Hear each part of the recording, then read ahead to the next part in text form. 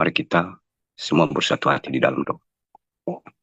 Terima kasih Tuhan Yesus yang baik atas kebersamaan-Mu kepada kami semua anak-anak, baik yang ada di Zoom saat ini maupun yang ada di luar sana dan di belahan dunia ini. Engkau telah bersama dengan kami 1 minggu lamanya, 1 hari sampai pada malam hari ini. Engkau telah memberkati kami, menghibur kami, sehingga pada malam hari ini kami bisa berkumpul, sekalipun lewat udara, untuk mendengarkan kebenaran firman. Dan ini kami saat ini, Tuhan Yesus, kami percaya bahwa kami ini tidak layak untuk ada di hadapan-Mu saat ini. Kami mengerti banyak kesalahan, dosa, dan pelanggaran kami yang telah kami lakukan sejak dari kecil sampai saat ini. Kami ini yang seharusnya mati karena dosa kami. Dan karena Engkau berbelas kasihan kepada kami, cinta-Mu dan sayang yang sangat besar dan luar biasa kepada kami semua anak-anak.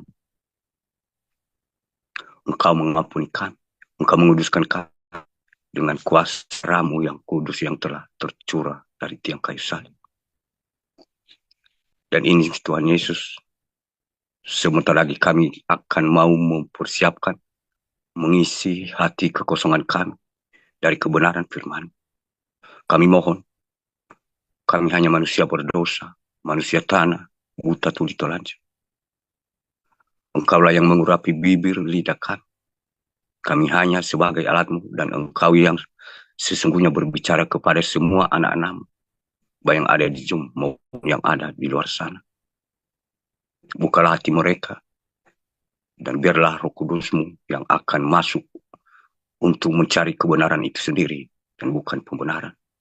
Segala kuasa kegelapan, penghulung di udara, kesibukan pikiran dan hati kami, terlebih-lebih kuasa-kuasa yang mengganggu kami seiman, kami sehati, kami usir dan patahkan di dalam nama Tuhan kami Yesus Kristus. Tutup bungkus kami semua dengan kuasa darah-Mu yang kudus, benteng dengan tiang api-Mu di malam hari, dan tiang awan-Mu di siang hari. Segala puji, syukur, hormat, kuasa, dan kemuliaan kami hanya agungkan di dalam nama Tuhan kami Yesus Kristus. Haleluya, haleluya, haleluya, amin.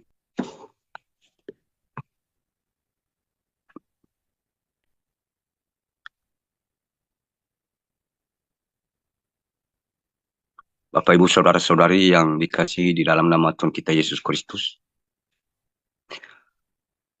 mari kita buka Alkitab kita bersama-sama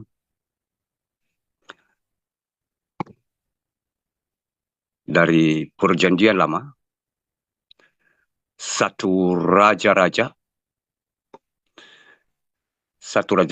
pasal 17 ayat 7 sampai yang ke-16.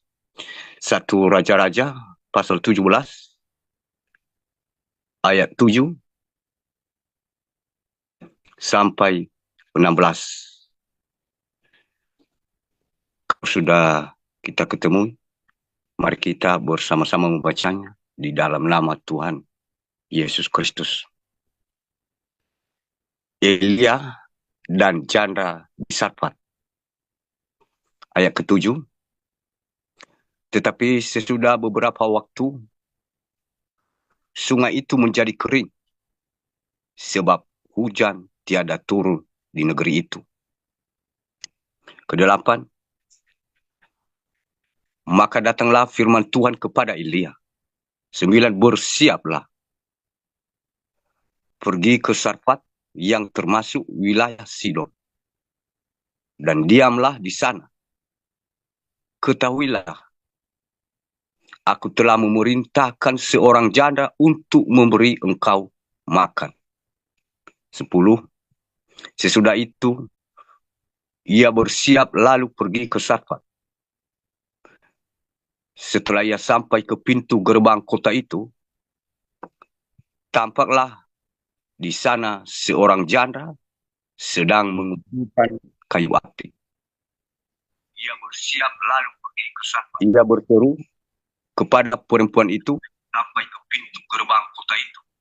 Katanya, cobalah ambil bagiku sedikit air dalam kendi, supaya aku minum. 11, ketika perempuan itu pergi mengambilnya, ia berseru lagi, coba ambil juga bagiku sepotong roti. 12, perempuan itu menjawab, demi Tuhan, Allahmu yang hidup sesungguhnya, tidak ada roti padaku sedikit, kecuali segenggam tepung dalam tempayan dan sedikit minyak dalam buli-buli. Dan sekarang aku sedang mengumpulkan 2-3 potong kayu api. Kemudian aku mau pulang dan mengolahnya bagiku dan bagi anakku. Dan setelah kami memakannya, maka kami akan mati. Ke-13, Elia berkata kepadanya, janganlah takut, pulanglah, buatlah seperti yang kau katakan. Tetapi buatlah lebih dahulu bagiku sepotong roti bundar kecil daripadanya, dan bawalah kepadaku, kemudian baru kau buat bagimu dan bagi anakmu. 14. Sebab beginilah firman Tuhan, Allah Israel, tepung dalam tempayan itu tidak akan habis, dan minyak dalam buli-buli itu pun tidak akan berkurang sampai pada waktu Tuhan memberi hujan ke atas bumi. 15. Lalu pergilah perempuan itu dan berbuat seperti yang dikatakan Elia. Maka perempuan itu dan dia serta anak perempuan itu mendapat makan beberapa waktu lamanya. Tepung dalam tempayan itu tidak habis, dan minyak dalam buli-buli itu tidak berkurang, seperti firman Tuhan yang diucapkannya dengan perantaraan Elia. Demikian firman Tuhan yang sudah kita bacakan ini Bapak Ibu. Dan sebelum kita membahasnya bersama-sama, dan saya dulu mau menyapa Salam Elohim buat panggilan ilahi Bapak Aditya Nugrahanto, dan salam Elohim juga buat mempelai Ibu Rafi Ferawati Hamdani. Salam Elohim juga buat ketiga pasukan yang sudah bergabung di Zoom saat ini. Salam Elohim buat malaikat Tuhan, nabi-nabi Tuhan, anak-anak Tuhan. Dan salam Elohim juga buat penonton di live streaming YouTube kami. Saya mengucapkan selamat malam, selamat bergabung, selamat beribadah, salam damai sejahtera, salam kasih, salam sukacita. Biar segala puji syukur, hormat, kuasa bagi kemuliaan nama Tuhan kita Yesus Kristus. Haleluya, amin. Dari kebenaran firman Tuhan kita bacakan tadi Bapak Ibu. Dan saya yakin kita semua sudah lebih mengerti, karena ini tercatat dari perjanjian. Jadi sedangkan kalau kita berpikir masing-masing pribadi perjanjian baru hampir kita kuasai, berarti apalagi yang dikatakan perjanjian lama dia sudah firmankan sebelum perjanjian baru. Dan saya yakin kita semua anak-anak Tuhan dimanapun berada, kita sudah mengerti dan mengetahui kebenaran firman Tuhan ini. Dan pada saat ini, saya hanya digerakkan oleh Roh Kudus untuk mengutip firman Tuhan ini. Karena secara manusia jasmani, saat ini kita memperingati ya. Memperingati bukan secara manusia jasmani. Jadi secara rohani, bagaimana kebesaran kasih Tuhan itu kepada kita manusia berdosa yang seharusnya kita mati, tapi dia rela dihukum dan disiksa.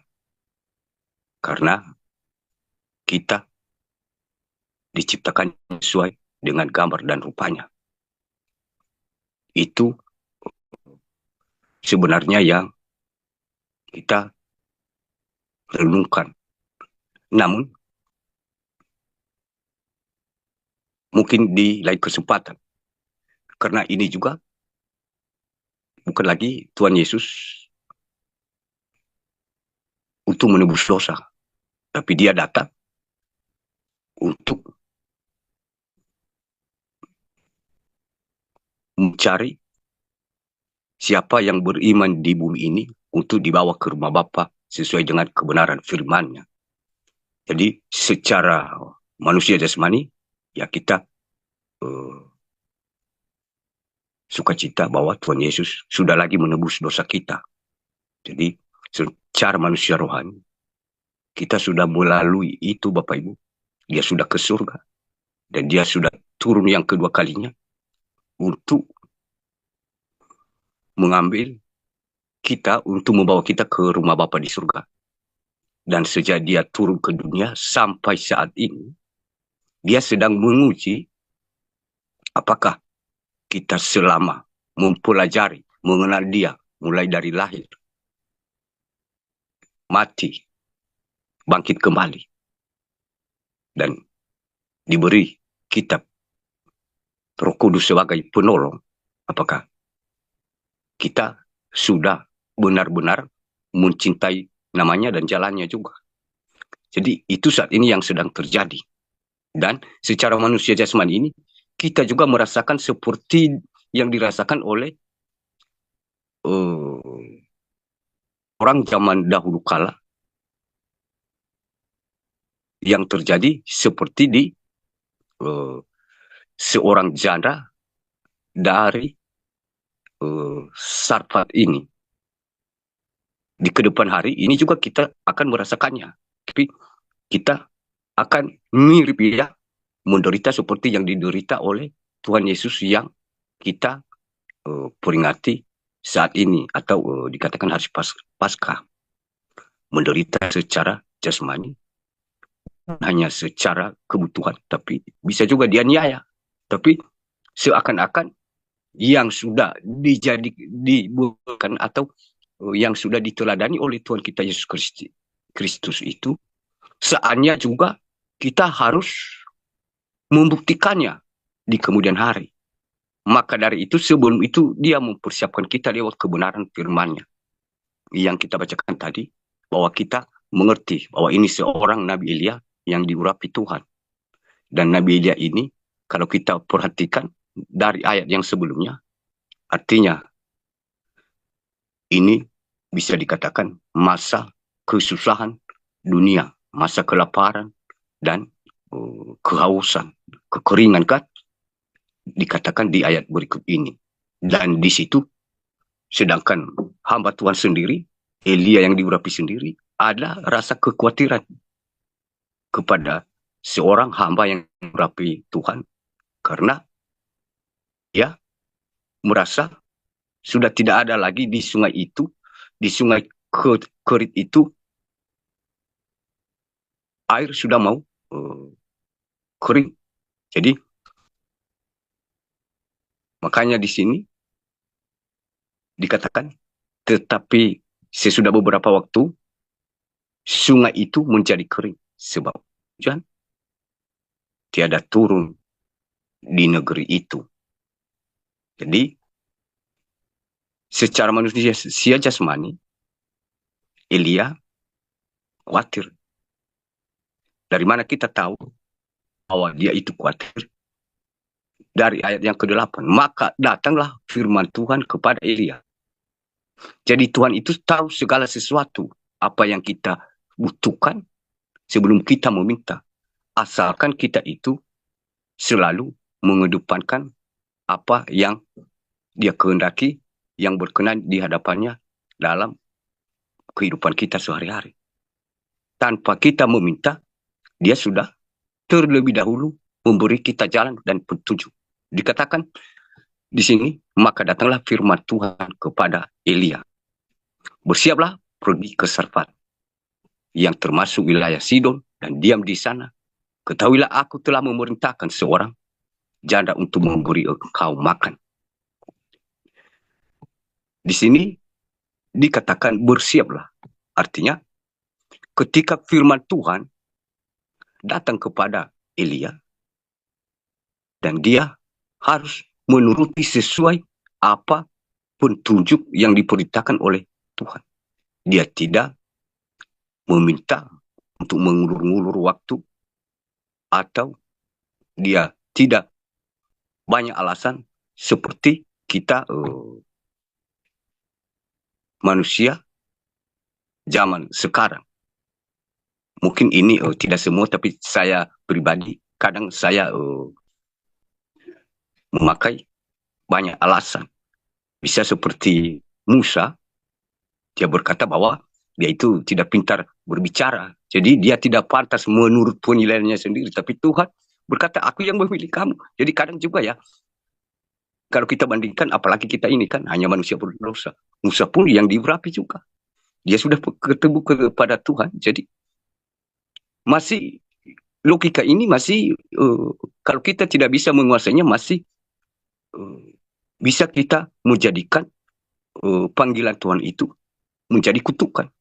Jadi di sini diberitakan kepada kita, atau diberitahu juga, bahwa menjadi seorang hamba Tuhan berarti harus tidak perlu ragu-ragu, dan jangan mengandalkan pikiran kita. Kalau disuruh bersiap, bersiap. Jadi Elia, dia bersiap untuk masuk ke wilayah Sidon tersebut yang ditujukan Tuhan. Karena di situ ada seorang janda. Artinya, secara manusia jasmani, janda ini Bapak Ibu, ini lebih merasa terbeban semua secara kebutuhan sehari-hari. Apalagi kalau ada tanggung jawabnya sebagai orang tua, ada anaknya, berarti dia sangat terbeban, terhimpit secara jasmani, sehingga kalau kita berpikir dengan putus asa, bisa dia menyeleweng dari kebenaran firman Tuhan. Tapi janda ini, dia taat kepada Tuhan, bahwa tidak ada juga yang mustahil kepada Tuhan. Jadi Tuhan memakai Elia, dan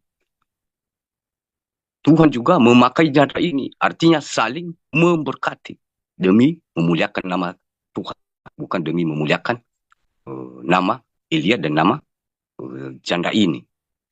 Jadi dari ayat ke-7 ke 8 ini kalau kita membahas secara jasmani, ya memang begitu Bapak Ibu. Tapi kalau secara rohani Bapak Ibu, ini ya agak sulit bagi kita manusia jasmani.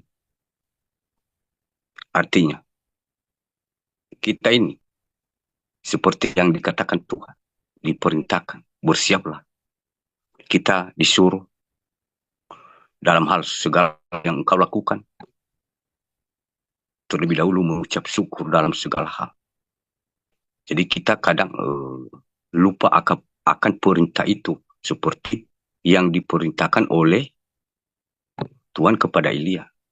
Bersiaplah. Jadi kadang kita ini ya sering tidak ada kesiapan, malah kita lebih mempersiapkan pekerjaan kita. Karena saya terburu-buru, dan mohon maaf dan ampuni saya Tuhan, mungkin nanti aku bayar 2 kali lipat. Jadi ini terpaksa, dan pakai alasan ini terpaksa karena waktunya sudah mendadak dan mendesak. Jadi secara rohani memang agak susah. Jadi kita saat ini diingatkan, artinya dalam mengikuti apa yang diperintahkan Tuhan, artinya tidak ada istilah mengulur-ngulur waktu, dan tidak seperti di dunia ini harus ada sebab, ada akibat, ada alasan yang bisa ditangkap. Jadi bagi Tuhan harus dilakukan dan dilaksanakan. Di sini apa yang dikatakan uh, Elia kepada Anda. Sesudah itu ia bersiap lalu pergi ke Sarfat. Setelah ia sampai ke pintu gerbang kota itu, tampak di sana seorang janda sedang mengumpulkan kayu api. Ia berseru kepada perempuan itu, katanya, cobalah ambil bagiku sedikit air dalam kendi supaya aku minum. Ketika perempuan itu pergi mengambilnya, ia berseru lagi, cobalah ambil juga bagiku sepotong roti. Nah, ini Bapak Ibu, suatu cara Tuhan untuk cara jasmani memang susah diterima oleh seorang janda ini. Tapi secara rohani artinya roh janda ini sedang Tuhan perbaharui, sedang pulihkan. Bahwa cara Tuhan kepada orang yang setia kepadanya, dia banyak punya cara. Arti dalam segala sesuatu secara rohani, artinya utamakan Tuhan. Segala sesuatu libatkan Tuhan. Jangan dulu kita libatkan manusia. Itu secara rohani. Tapi secara jasmani, memang dia memakai Elia ini untuk menjelaskan secara rohani kepada si janda ini. Bahwa itulah sebenarnya yang dikehendaki Tuhan. Bukan dengan seenaknya si Elia ini karena dia lapar langsung berkata begitu. Karena dia haus langsung berkata begitu. Sehingga kalau kita baca di ayat berikut ini, perempuan ini terjadi pakai alasan dan yang bisa diterima secara logika. Nanti kita bahas secara keseluruhan dan secara singkat. Kita teruskan ayat yang ke-12. Perempuan itu menjawab, demi Tuhan Allahmu. Ini dia bersumpah, Bapak Ibu, demi Tuhan Allahmu yang hidup. Sesungguhnya tidak ada roti padaku sedikit pun, kecuali segenggam tepung dalam tepayang, dalam sedikit minyak, dalam buli-buli. Dan sekarang aku sedang mengumpulkan 2-3 potong kayu api. Kemudian aku mau pulang dan mengolahnya bagiku dan bagi anakku. Dan setelah kami memakan, maka kami akan mati. Jadi kalau kita perhatikan di sini bahwa si janda ini secara manusia jasmani putus asa. Dan dia selalu mengandalkan logika. Malah dia bersumpah bahwa demi Tuhan Allahmu tidak ada selain untuk kebutuhan. Tapi dia bersumpah tapi atas kebenaran Bapak Ibu. Dia bukan bersumpah berkata tidak ada lagi. Nah, tapi apa kata Elia? Tetapi Elia berkata kepadanya, jangan takut, pulang buat seperti yang kau katakan, tetapi buatlah lebih dahulu bagiku sepotong roti bundar kecil daripadanya dan bawalah kepadaku, kemudian barulah kau buat bagiku dan bagi anakmu. Nah, kalau kita perhatikan Bapak Ibu, di sini hamba Tuhan yang diurapi ini seorang nabi, dia dipakai untuk membaharui, membentuk, membimbing secara si janda ini bersamanya bahwa kuasa Tuhan itu bisa dibatasi oleh logika seperti yang engkau tafsirkan secara manusia jasmani, bahwa engkau setelah makan ini langsung mati dan tidak tahu lagi bagaimana, artinya putus asa. Jadi hamba Tuhan Nabi Elia berkata, lakukan sesuai dengan yang aku suruh. Jadi kadang juga si janda ini dia tidak terlalu memakai logika atau memakai alasan. Cuman dia agak ragu-ragu tapi secara terpaksa dia melakukan itu. Nah, apa yang bisa kita petik dari sini Bapak Ibu? Secara singkat. Artinya, dalam hal ini, secara rohani, Tuhan ajarkan kita semua, bukan lagi janda. Kita ini janda yang putus asa saat ini. Di kemudian hari kita merasa kehausan, kekeringan, kelaparan, segala macam yang terjadi di muka bumi ini, sehingga kita ini merasa seperti janda, putus asa, tinggal di depan mata kematian menurut kita secara manusia jasmani. Saat ini, secara rohani, Tuhan Yesus berbicara kepada kita. Jangan takut dengan satu syarat. Yang pertama tadi, segala sesuatu utamakan Tuhan. Secara manusia jasmani, kita melakukan, artinya diuji pada saat kita kekurangan. Kalau kita perhatikan, pada saat Tuhan Yesus ada di rumah ibadat, dan dia memperhatikan semua yang memberikan, orang-orang yang memberikan persembahan mereka di rumah ibadat itu, di tempat persembahan. Dan ada banyak orang yang seperti mengerti bahwa itu suatu kewajiban kepada Tuhan, tapi salah menjalankannya. Banyak orang dia pamer karena banyak uangnya supaya dilihat orang. Dan kata Tuhan Yesus, itu di matanya itu tidak besar. Hanya manusia yang menilai, oh besar. Tapi yang diberikan janda Bapak Ibu, itu sangat kecil. Tapi di mata Tuhan, itu sangat besar. Karena dari kekurangannya dia berikan. Sementara orang lain tadi, dia berikan dari kelebihannya. Maksudnya itu Bapak Ibu, jangan kita sampai ragu-ragu. Misalnya, kalau dia pakai semua untuk membeli belanja, berarti ya, kalau ada sisa, ya itu yang dia berikan kepada Tuhan. Jadi dari kelebihannya dia berikan. Tapi yang dimaksudnya di sini, baik dia tersisa atau tidak. Tapi segala sesuatu terlebih dahulu pisahkan kepada Tuhan. Bukan karena besar kecilnya, tapi pisahkan kepada Tuhan. Duluan nomor satukan kepada Tuhan. Artinya, ya biar pakai yang lebih dari itu, terserah. Tapi kalau kita duluankan, kita misalnya kan dapat duit, kita langsung membeli apa keperluan kita. Setelah itu baru kita ingat, oh Tuhan, ini persembahan kita kepada Tuhan ya. Ya, kita ya besar ini kita berikan kepada Tuhan. Padahal itu kelebihan. Kita berikan dari kelebihan, bukan dari kekurangan. Sementara janda yang memberikan persembahannya dari kekurangannya, sebelum dia membeli segala sesuatu, dia duluan kan utamakan kepada Tuhan, bagian dari Tuhan. Jadi dari kekurangannya, karena sebelum dia memberikan pasti kurang. Jadi lebih baik dia duluan. Itu perbedaan antara mata jasmani, mata rohani. Mata jasmani melihat, oh hebat, itu besar kolektornya itu. Dan sedangkan si janda ini ya tidak terdaftar menurut daftar manusia, tapi di mata Tuhan berbalik. Saat ini juga Bapak Ibu, kita diajarkan, dan jangan kita sampai salah paham.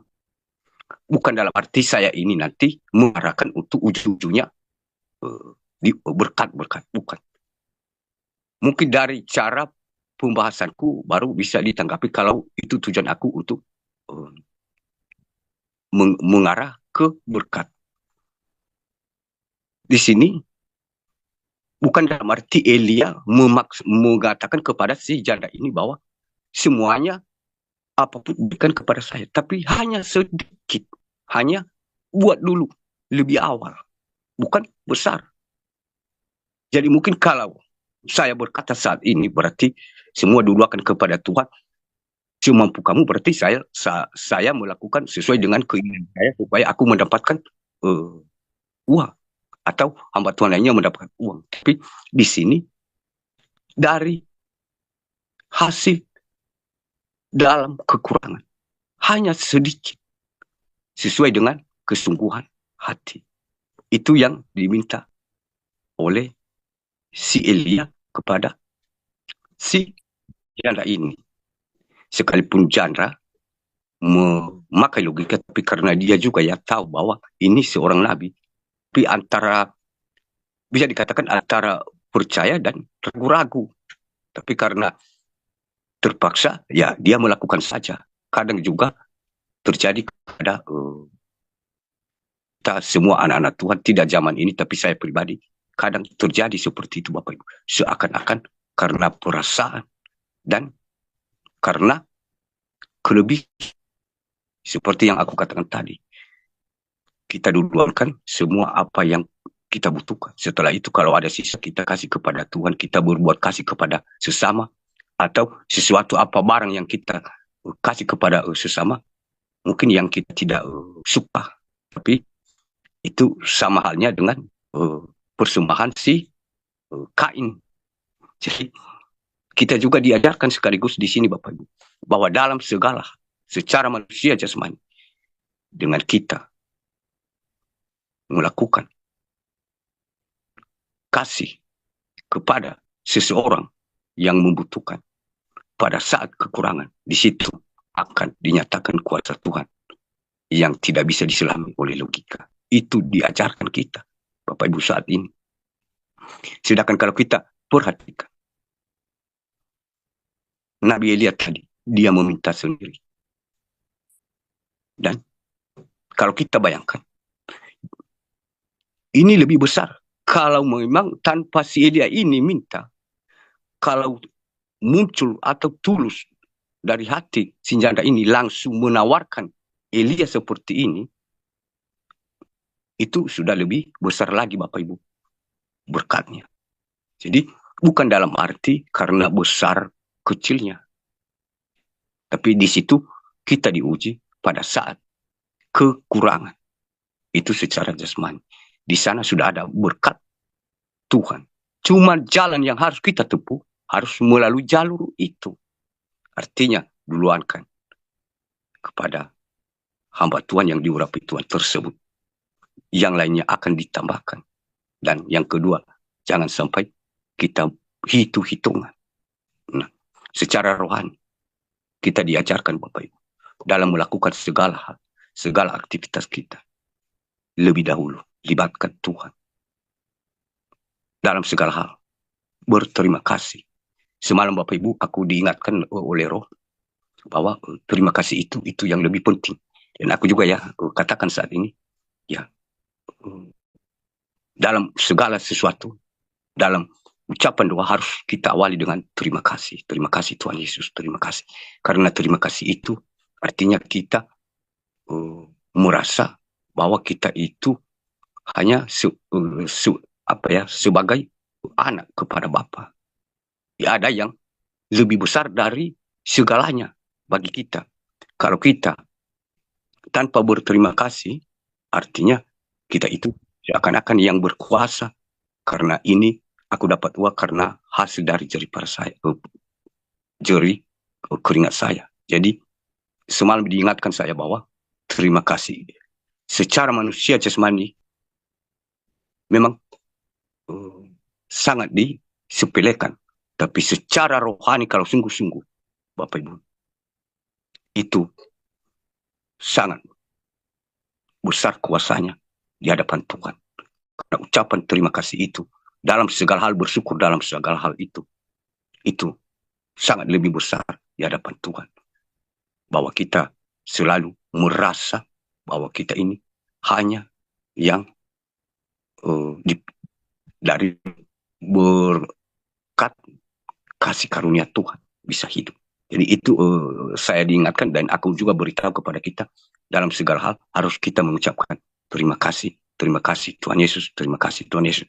Namun bukan hanya berkata-kata, tapi bukan seperti si janda tadi, dia berkata-kata, dia pakai alasan, tapi ya memang akhirnya dia melakukannya seperti yang dikatakan oleh si Nabi Elia. Nah, di sini Bapak Ibu, secara manusia jasmani, semua kewalahan, keputusasaan si janda tadi, artinya bagi Tuhan tidak ada yang mustahil. Mungkin kalau dia tidak melakukan seperti yang dikatakan oleh hamba Tuhan atau Nabi Elia ini, mungkin dia bertahan. ini juga belum tentu terjadi.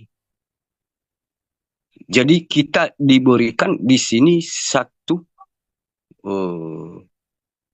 kekuatan atau satu pembaharuan roh secara roh bahwa dalam penderitaan secara manusia jasmani ini, secara kita bahas, dalam pada saat kita dianiaya, difitnah, dicaci maki,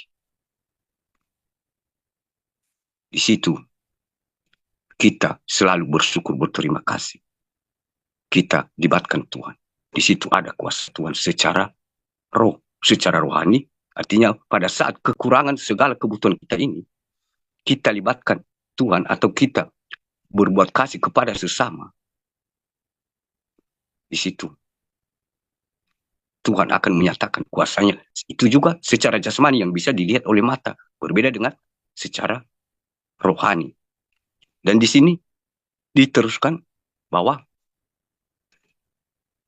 sebab begini firman Tuhan Allah Israel, tepung dalam tepayan itu tidak akan habis.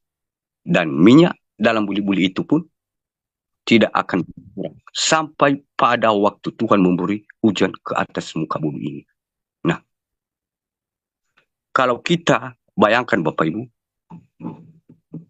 ini tidak ada batasnya Bapak Ibu. Berbeda kalau memang kan ya mungkin diprediksi secara manusia logika. Mungkin sudah diprediksi bahwa 1 minggu ini musim kekeringan, kemarau. 1 minggu setelah itu nanti hujan. Tapi ini sesuai dengan kehendak Tuhan.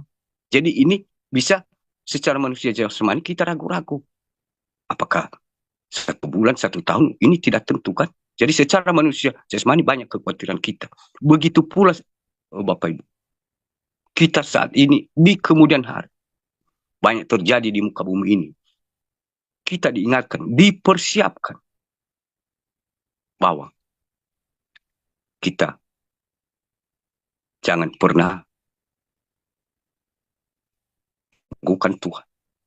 Ada cara Tuhan yang kita lakukan, hanya melakukan dan mengedepan segala sesuatu, baik secara jasmani dan baik secara rohani. Yang tidak mungkin bagi manusia, mungkin bagi Tuhan. Tapi saat ini kita dipersiapkan karena kita akan menghadapi segala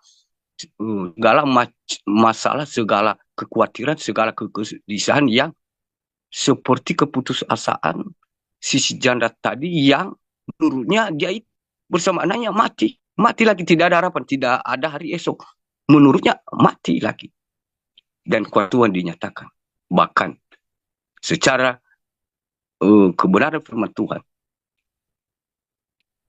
yang hanya sedikit tadi, Tuhan bisa buat berkelimpahan sampai kapanpun. Minyak dan roti tidak habis, Bapak Ibu. Bayangkan kuasa Tuhan itu. Jadi, begitu pula kita dikuatkan saat ini. Mungkin saat ini ada kehendak Tuhan. Mungkin sebagian anak Tuhan bukan di 3 pasukan ini, mungkin di luar sana ya di belahan dunia. Ada yang memakai seperti pikiran akal seperti si janda ini.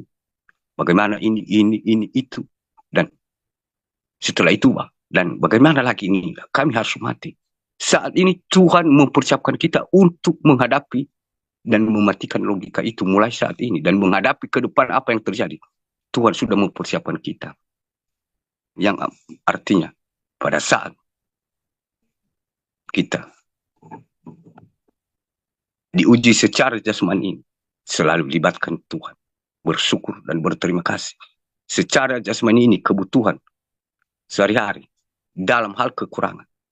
Di situ kalau kita mengasihi sesama, bukan dalam pengertian harus ya besar kecil, bukan, tapi dari kesungguhan hati. Sedangkan kita perhatikan,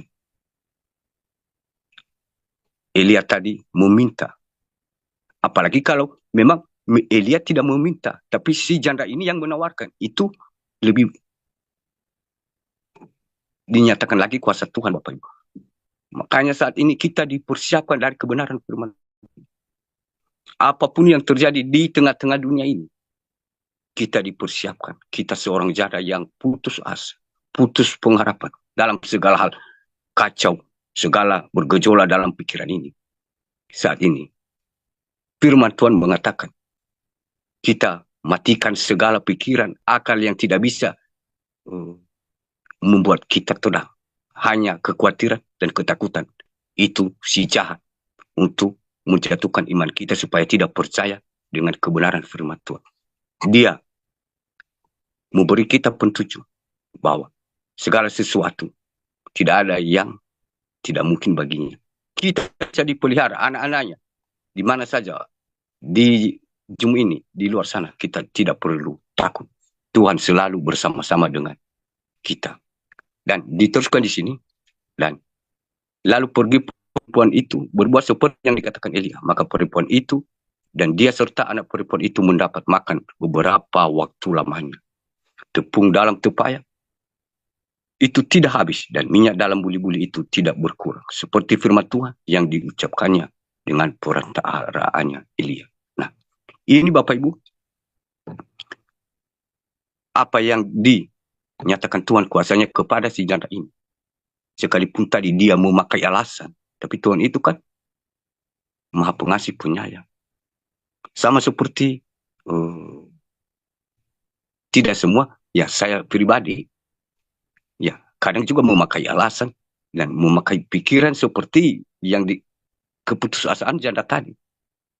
Tapi ketika kita melakukan dengan sadar, pasti Tuhan tidak mau mencabut atau menarik janjinya itu kepada kita. Di sini kita bertanya, terus bagaimana dengan saya? Apakah saya ini harus aku tunggu siapa?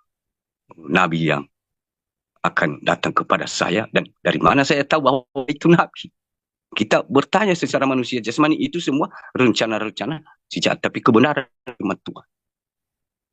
Artinya kasihilah Tuhan alam dan kasihilah sesamamu manusia. Jadi itu besar. Baik dia nabi bukan nabi, yang penting dalam hal mengasihi itu bukan untuk dijadikan sebagai suatu pameran, suatu pujian, dan bukan untuk dijadikan bahan cerita bahwa saya sudah begini-begini. Jangan. Besar kecilnya itu tidak ada patokan.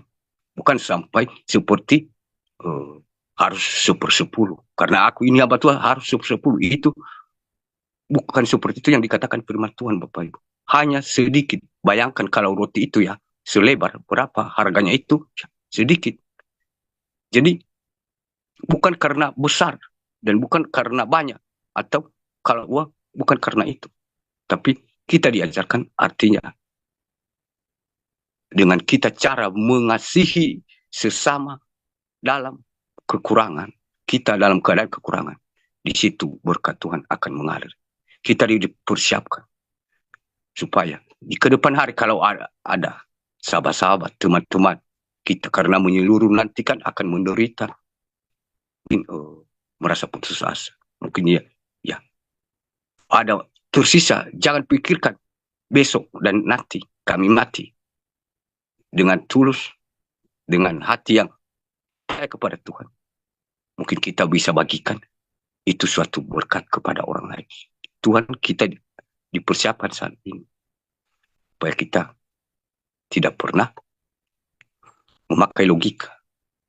Artinya jangan sampai bangsa Israel, mereka di padang gurun, mereka memakai logika karena di situ tidak ada buah-buahan, apalagi warung, apalagi rumah makan, itu tidak ada mall, apalagi ya tidak. Secara manusia jasmani yang ada di situ hanya debu semua, tidak ada pengharapan, putus asa. Jadi Tuhan bisa memberikan roti dari langit, sama seperti yang diberi kepada si janda ini, roti mana dari langit, Bapak Ibu. Itu pemeliharaan Tuhan yang tidak bisa kita tangkap, dan kita dipersiapkan. Mungkin kita nanti ada yang berpikir, bagaimana Tuhan? Apakah harus ada hamba Tuhan? Bukan dengan hamba Tuhan, Bapak Ibu. Kebenaran firman Tuhan, kasihilah sesamamu seperti dirimu sendiri. Jadi kita berbuat kasih kepada sesama dengan ketulusan hati, bukan istilah besar kecilnya. Itu sudah suatu jalan Tuhan pada saat berkekurangan. Dan yang kedua, kita diingatkan, jangan pernah kita membanding-bandingkan dengan logika. Dan ketiga, kita harus utamakan, libatkan Tuhan dalam segala hal. Segala jeripaya kita, segala aniaya, seperti yang sudah dilakukan kepada Tuhan Yesus, yang kita rayakan secara rohani saat ini, Paskah ya, hari Paskah, artinya mungkin akan juga terjadi itu di kemudian hari. Kita masing-masing dianiaya, disisa. Jadi bukan lagi Tuhan Yesus yang disisa, tapi kita, karena kita sudah diajari untuk belajar. Jadi saatnya untuk dipanen. Kalau ibarat suatu tanaman sudah mau dipanen.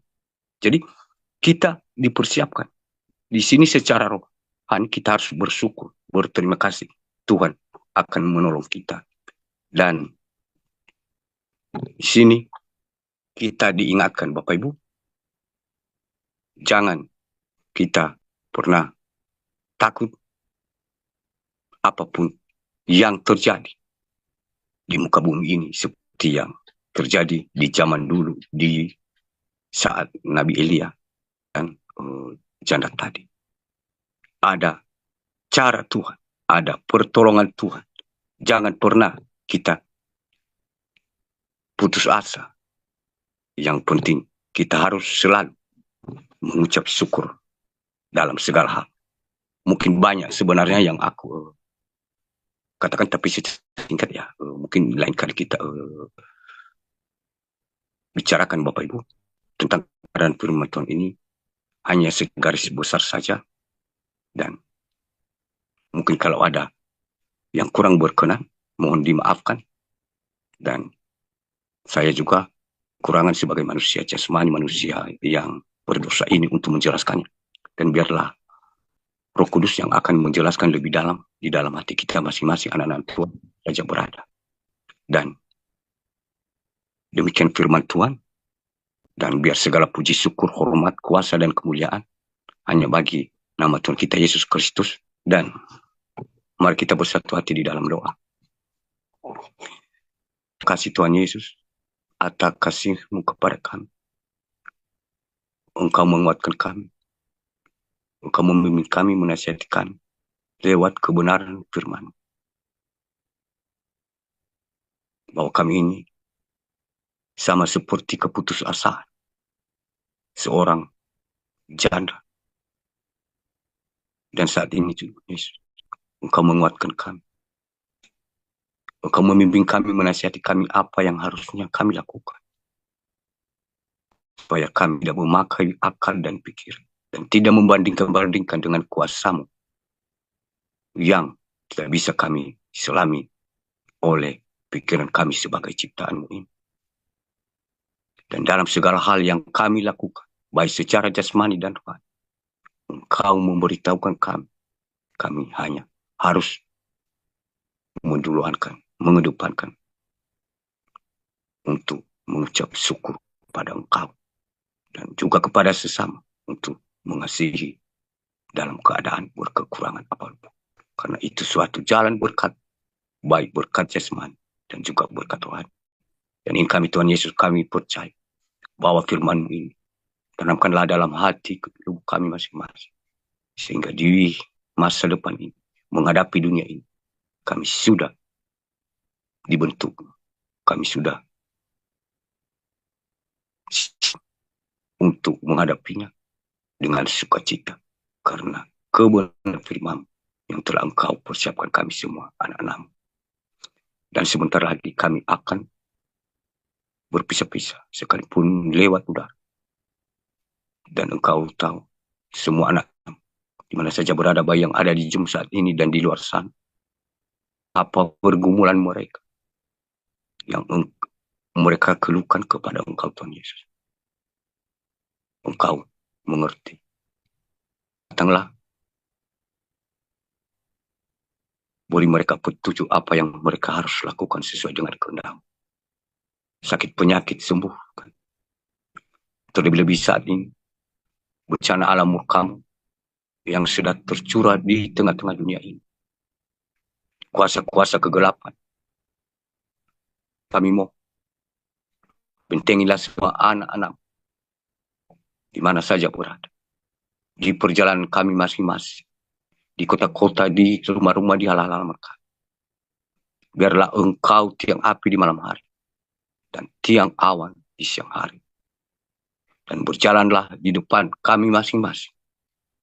Sehingga engkau yang berperang melawan semua musuh-musuh kami. Dan kami hanya tinggal diam dan menonton. Ini doa kami yang tidak sempurna. Dan engkaulah yang menyempurnakan dengan doa yang telah engkau ajarkan kepada Bapa yang di surga. Mari kita bersama-sama Bapak Ibu. Bapa kami yang di surga, dikuduskanlah namamu.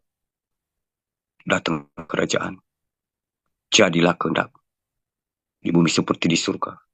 Berikanlah kami pada hari ini makanan kami yang secukupnya. Dan ampunilah kami akan segala kesalahan kami. Seperti kami juga mengampuni orang yang bersalah kepada kami. Dan janganlah membawa kami ke dalam pencobaan. Tapi lepaskanlah kami daripada yang jahat.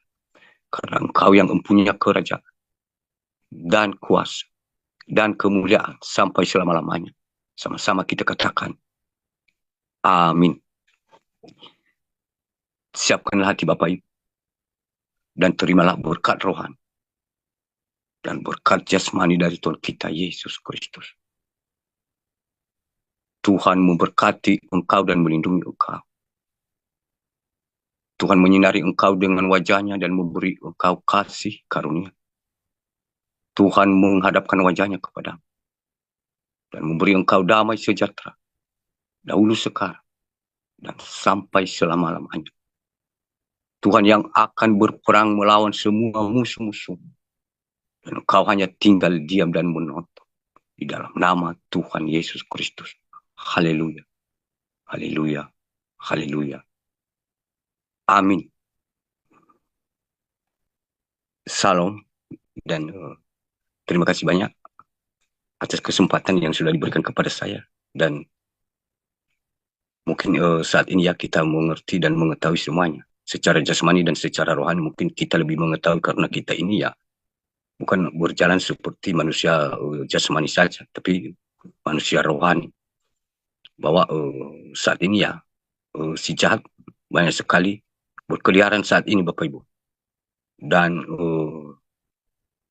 hari Sabtu kemarin ini penglihatan saya melihat seorang perempuan, dan perempuan itu Bapak Ibu, dia duduk di kursi, tapi kursi itu semua ular,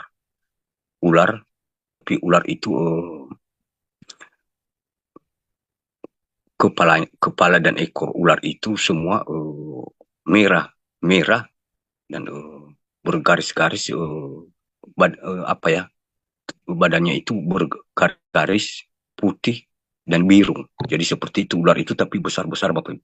Dan adanya ular itu kalau dia duduk itu semua mereka seperti kursi, dan begitu dia berdiri dan ular itu semua ngikut di kiri kanan dan di belakangnya Bapak Ibu.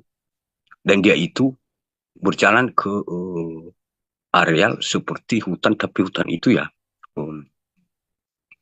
seperti rumputnya ilalang dan semak, dan dia itu bersembunyi di situ untuk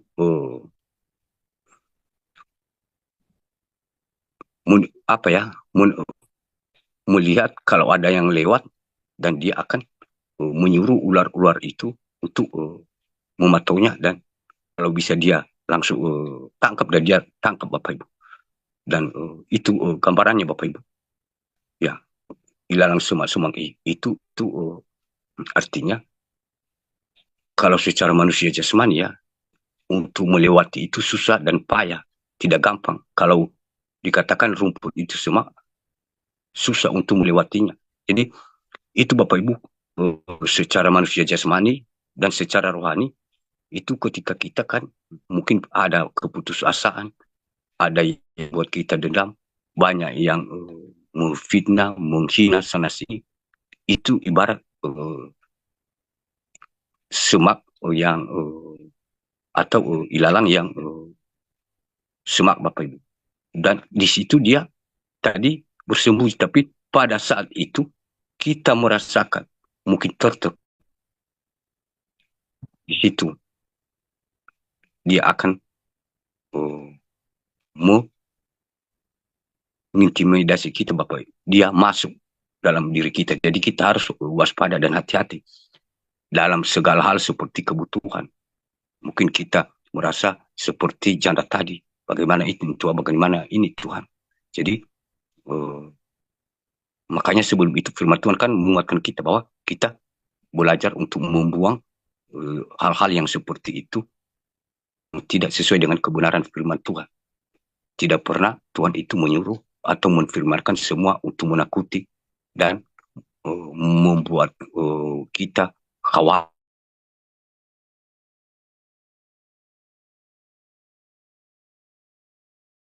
Sembunyi tinggal waktu saja untuk menyuruh seperti ular-ular tadi untuk mematuk kita. Dan kalau bisa-bisa dia tangkap, ya dia tangkap.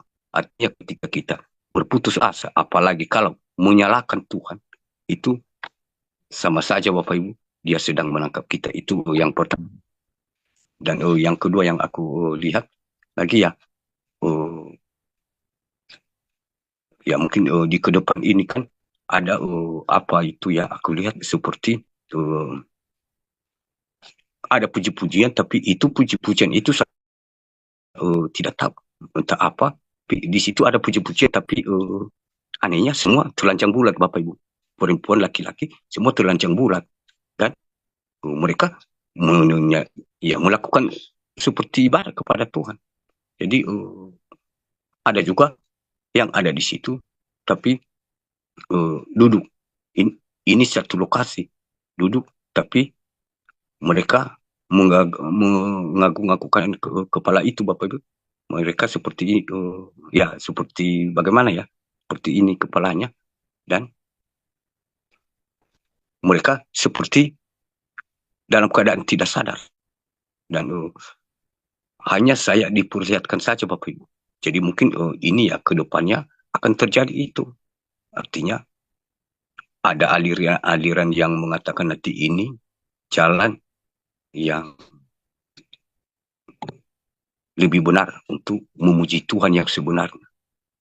Selama ini kita sudah disesatkan, tapi ini yang lebih bagus. Berarti telanjang bulat di hadapan Tuhan. Berarti karena mungkin mereka kutip-kutip nanti kebenaran firman Tuhan bahwa seperti yang dikatakan Ayub, aku ini lahir dengan telanjang dan pulang dengan telanjang. Tapi mungkin kan yang manusia-manusia logika juga yang tidak mau membedakan nabi palsu yang memakai firman Tuhan untuk menjerat anak Tuhan, ya dia mengerti karena itu juga ya ada di firman Tuhan. Mungkin pemahaman secara jasmaninya seperti itu, tapi secara rohaninya bukan seperti itu. Jadi kadang nanti banyak juga ya manusia-manusia yang sepikiran dengan orang-orang tersebut, ya mereka percaya, oh iya benar, bahwa kita ini telanjang, lahir telanjang, ya kembali telanjang. Berarti ya untuk apa kita tidak telanjang memuji Tuhan? Ya kita memuji Tuhan. Tuhan sendiri yang mengatakan, ya kita ini semua telanjang, ya ayo kita lakukan. Tapi itu suatu cara sih jahat. Dan kalau itu pun terjadi, ya itu urusan masing-masing pribadi. Kita diingatkan, ya kita harus selalu kuat. Dan mungkin ya di pasukan ketika pasukan ini ya mungkin sudah juga ya sudah mulai ada perbedaan dari kemarin-kemarin. Dan masalahnya ini mulai selesai yang masalah yang pertama, sudah muncul yang kedua. Ya, seperti ini Bapak Ibu ya, mungkin sudah ada pertobatan ya, bukan yang seperti yang kemarin, tapi sudah berkurang ya, semakin berkenan di hadapan Tuhan. Namun saat ini yang terjadi semakin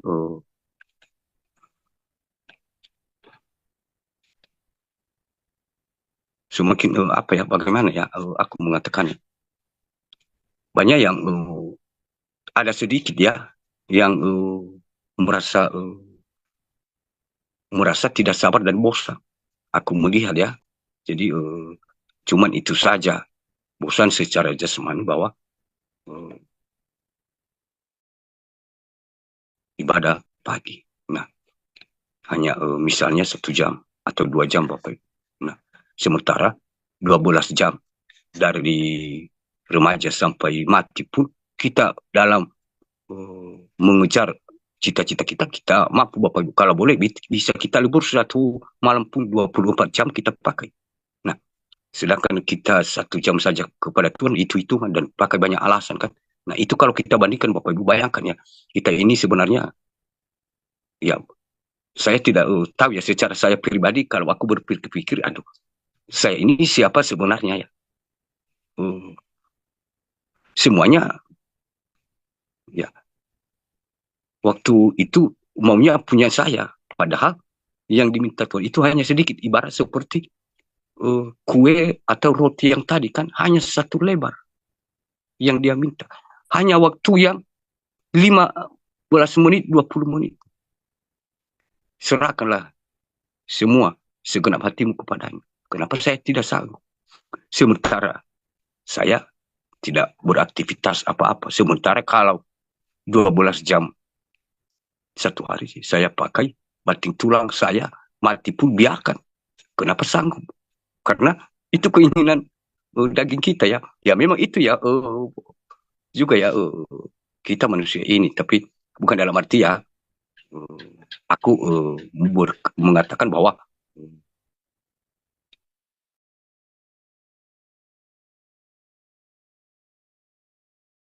sendiri. Jadi mungkin yang aku rasakan itu seperti itu saya ini.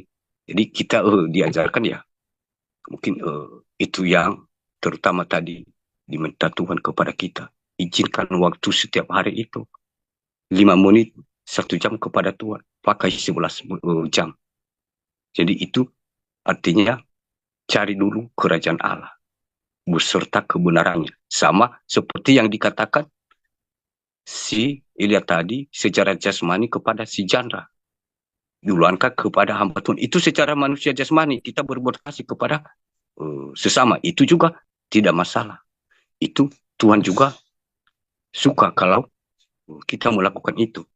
Namun, kalau kita hanya seperti itu, mengasihi manusia tapi tidak mengasihinya, itu sudah berbalik kan. Jadi kita diajarkan Bapak Ibu, ya jangan kita bosan-bosan ya. Karena semakin hari aku melihat nanti satu persatu tanpa disadari akan mundur ya, akan jatuh anak-anak Tuhan ini. Mungkin dari pertobatan sudah ya, mungkin roh-roh kemarin itu sebagian sudah bisa dibentengin masih pribadi oleh anak-anak Tuhan. Dan saat ini bertambah lagi ini, yang satu ini ada ketidaksemangatan, ada malas-malasan. Memang kadang hanya secara terpaksa, kadang sering aku menonton dan roh berkata itu muka orang itu sudah nyemburu. Coba chat dia, tapi aku secara manusia jasmani aku tidak berani chat Bapak Ibu. Saya bilang ya jangan dulu lah, biarkan nanti ya ada waktunya. Jadi seperti itu. Cuman itu yang aku bisa beritahu, dan mungkin ada sama Pangeran Ilahi dan biar ditambahkan. Dan terima kasih banyak. Tuhan Yesus memberkati. Haleluya. Amin. Shalom kepada Bapa Surgawi dan mempelai dan pada semuanya yang ada di ibadah Zoom ini, ketiga pasukan dan di luar Zoom Live ini yang sedang menonton juga.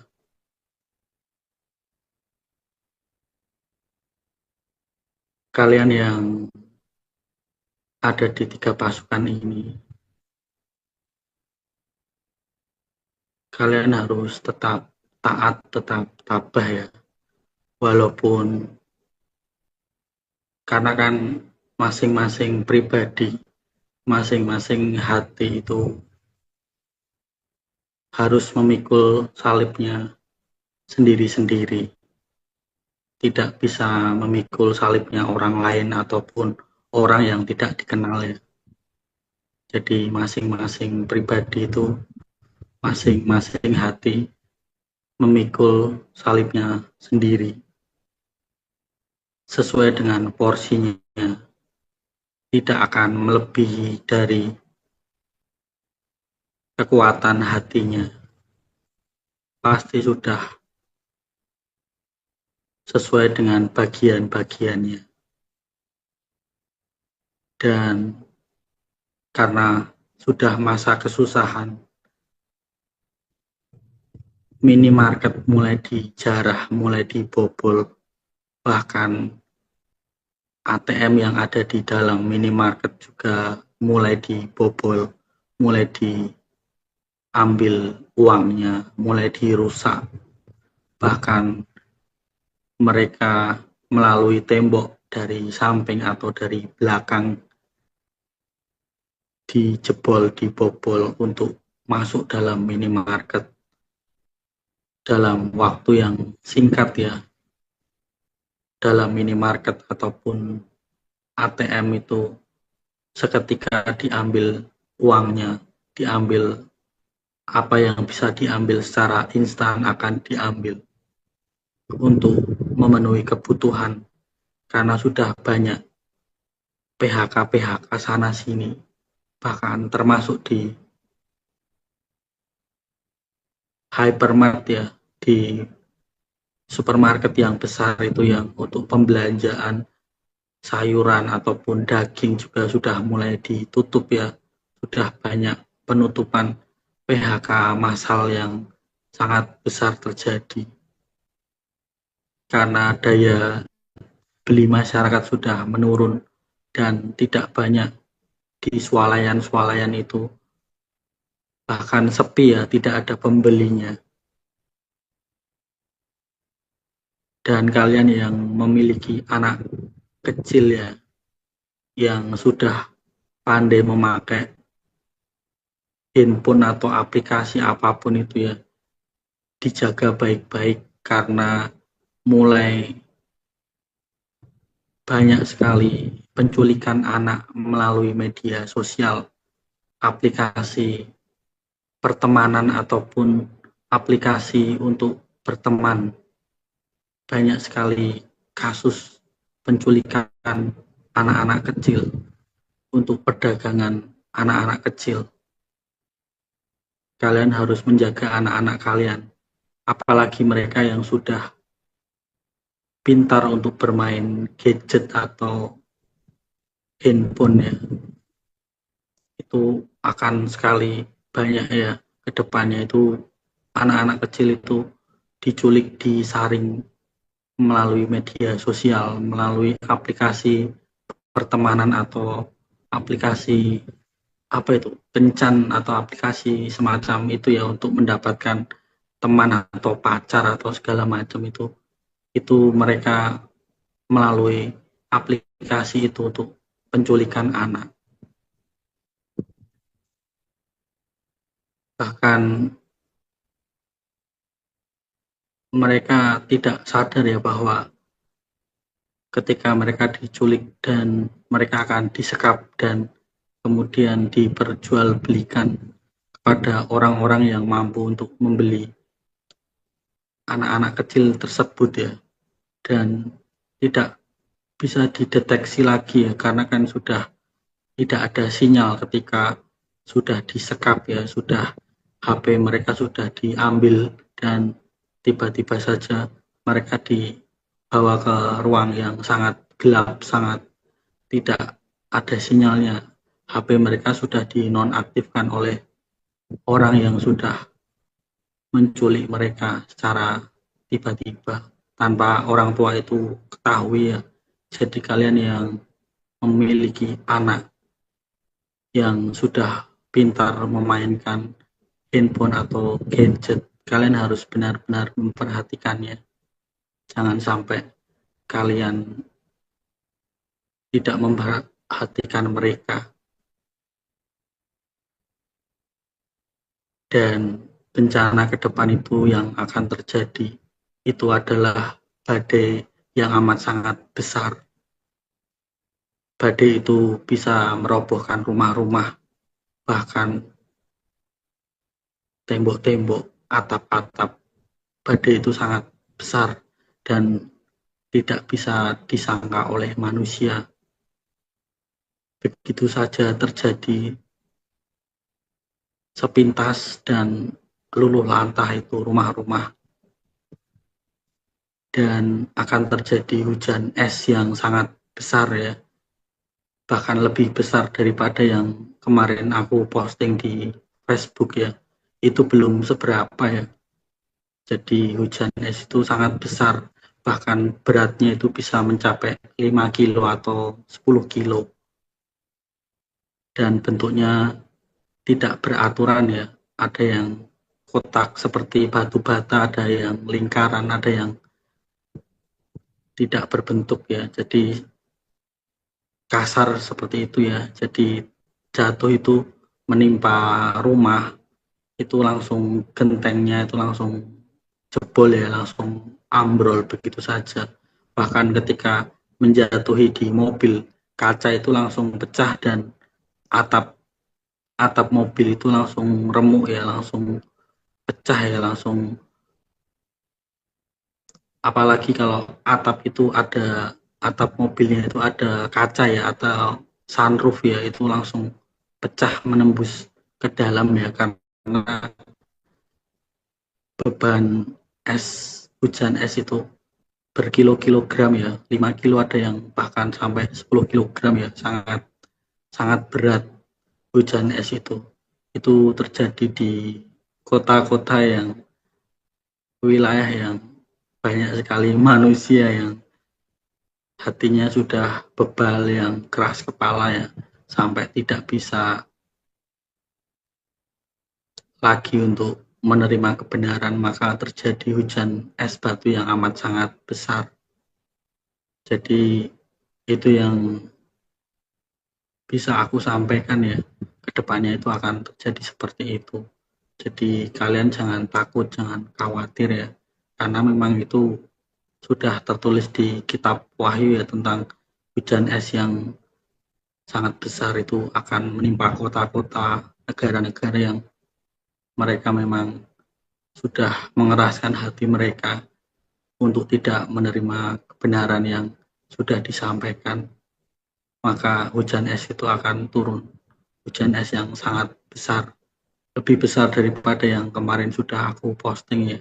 Itu belum seberapa ya, dan bahkan mobil itu kalau kejatuhan hujan es itu, mobilnya itu akan terdengar bunyi alarm ya, sampai alarmnya itu sampai mati, itu sampai kejatuhan es lagi, sampai bertubi-tubi, dan orang akan pada berteriak dan tidak bisa kemana-mana karena rumahnya juga bocor, mobilnya juga remuk, juga rusak karena hujan es itu terjadi begitu saja, karena tidak ada yang bisa mengetahui kejadian itu saat itu terjadi itu tiba.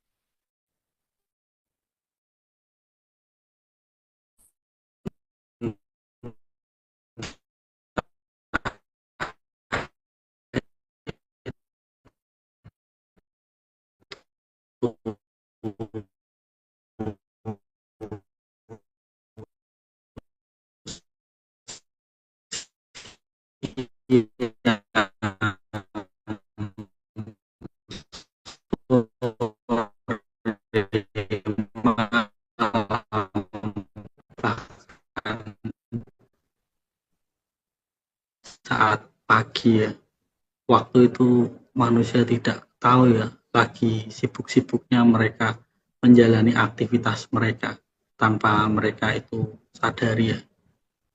Itu saja yang bisa aku sampaikan, pesan-pesan. Ada tambahan sedikit ya. Jadi kalian yang memiliki saudara atau tetangga atau keluarga sendiri atau anak atau ayah atau ibu, kalian harus mengikhlaskan mereka ya, apalagi mereka yang sudah satu dan dua ya, akan banyak sekali kematian mendadak akibat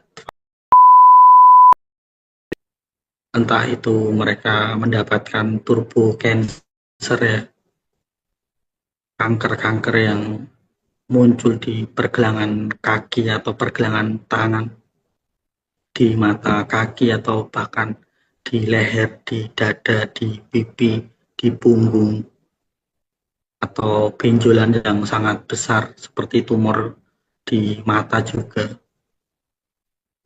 Itu sangat menyiksa dan bahkan membuat mereka akan melawan semua kanker itu, dan yang tidak kuat rohnya akan mengalami kematian ya, karena di roh maut yang amat sangat tinggi, amat sangat hebat. Jika manusia tidak bisa mengalahkan roh maut yang berada, mereka akan pindah alam ya, mereka akan mati begitu saja dalam kematian yang sia-sia. Dan mulai terjadi ya, akibat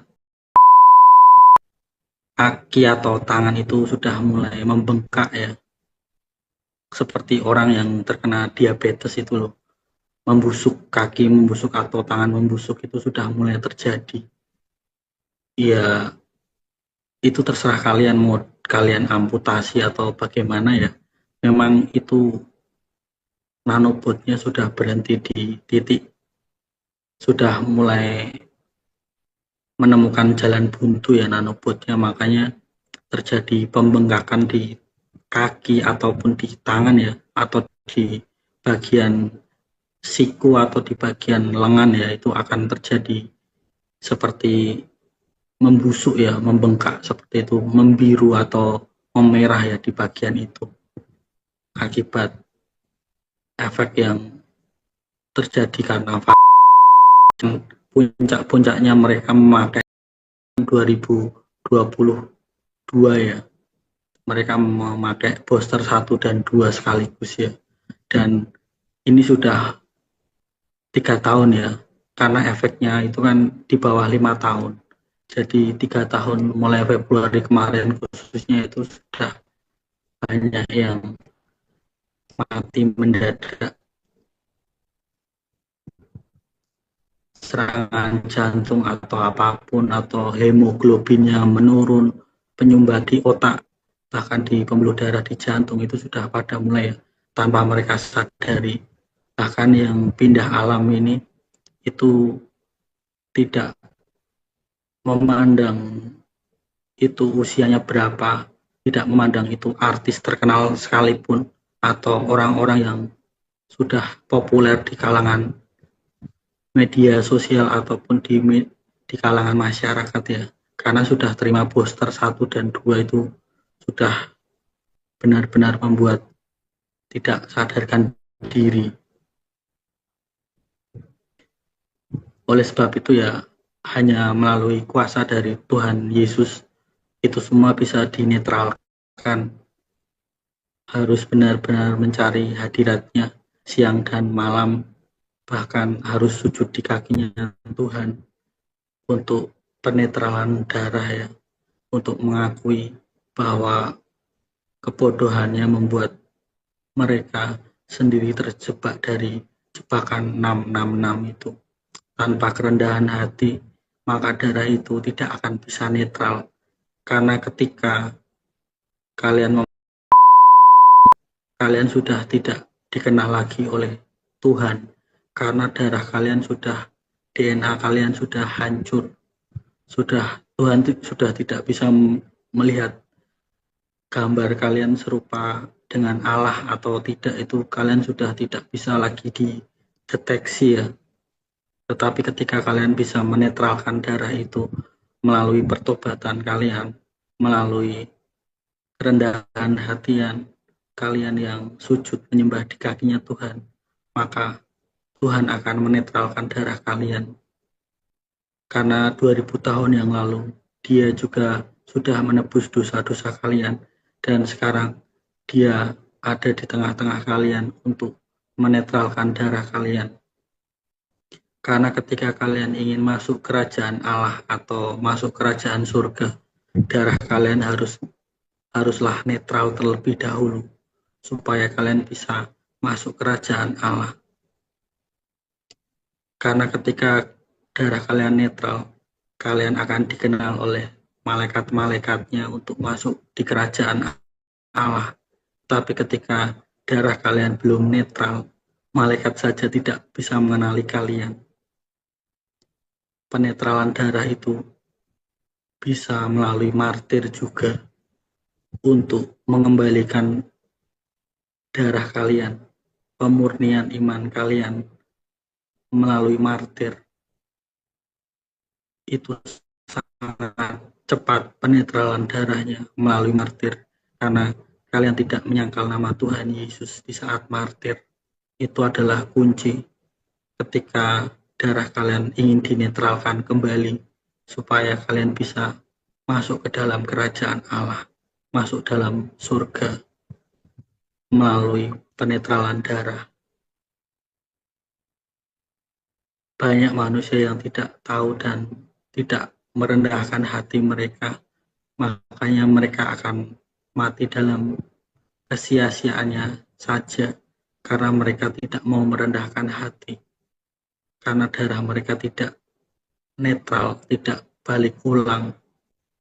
Makanya roh maut itu datang kepada mereka untuk mengambil hidupnya melalui tumor, melalui kanker, melalui sakit penyakit yang manusia tidak bisa kalahkan roh maut itu.